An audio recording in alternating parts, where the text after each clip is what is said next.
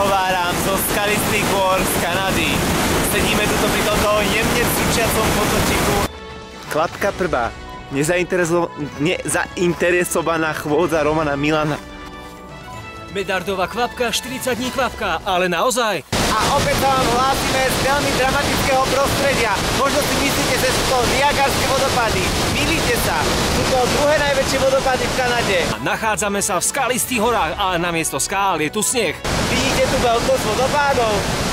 Tú silu? Prajem príjemný dobrý večer. Možno sa vám zdá, že sa vám prihováram z krásnej bratislavskej Koliby, no pravda je opak. Sú veľmi dvaja odvážni ľudia zo Slovenska. To je kameraman a ja. Ja som ten krajší a pozeráme sa na krásy kanadských veľhôr.